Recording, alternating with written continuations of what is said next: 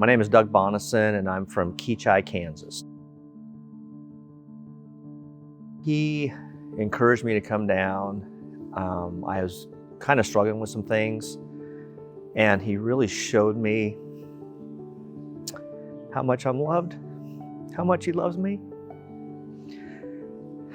And it's okay to rest. I don't have to keep up the grind. I don't have to keep pushing. I can relax, I can enjoy. I'm loved. He appreciates me. He's thankful. I don't have to prove anything.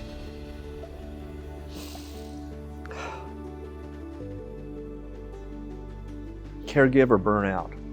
I have a heart. I have a pastor's heart. And you care for people. And my bucket was empty. And I needed my bucket filled, or my oil lamp. Come down and get my oil lamp filled up. And they also showed me you don't have to do it so intensely and so much and with everybody. He's there to fill in the gaps where I'm not making the grade. And then I don't beat myself up for not making the grade where I think I should be doing or working, whatever. Come down here and just sit and soak and get away from everything. Social media, work, and just, it's almost like a fast from the world.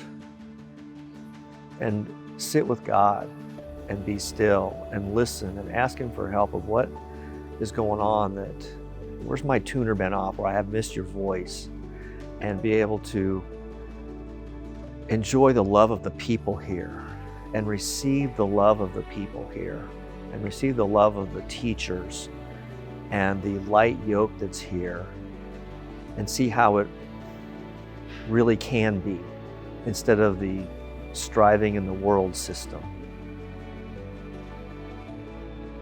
This is my 7th time down here. Keep coming, and keep coming, and keep coming, and keep coming. And even when you don't think you need it, come again, and come again, because God will meet you at a deeper level.